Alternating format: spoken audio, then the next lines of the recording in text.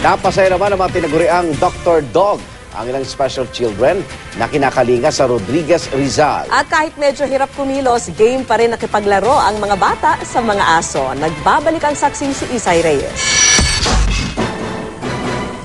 Imbis na mga batang takot kay Doc, mga may kapansanang excited sa kanilang therapy ang nakilala ko sa rehabilitation center na ito.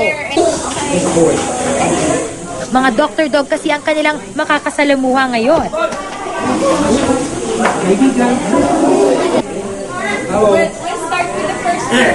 Kita mo pag pumasok yung mga aso sa room, wala na kaming ginagawang mga tao. Talagang puro mga aso na lang ang nagiging therapeutic doon sa mga bata. Kasi ano sila very open sila when it comes to dogs. And being open, magkakaroon ng emotional relief. Si Janjan na may autism, napasayaw pa sa tuwa habang nakikipaglaro sa mga aso. At ang iba pang bata, kahit na medyo hirap kumilos, game na nakikipaglaro sa kanilang mga bisita.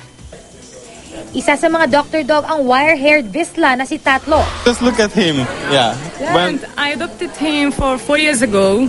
And the first day I saw, it's very calm and very friendly dog and he likes children. What we just saw here today, it was really nice. So we are trying to join every event.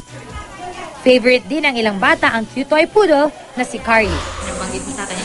Muntik na akong maiyak actually kasi kapag nakikita mo na hinawakan sila ng mga bata tapos halatang masaya sila, it's heartwarming. Sa tulong daw ng mga aso, mas nakakapagbukas ng loob ang mga bata dito sa Cotolengo, Filipino. Kitang-kita kasi ng mga social worker ang saya sa mga mukha ng mga ito tuwing nakikipag-interact sila sa mga aso.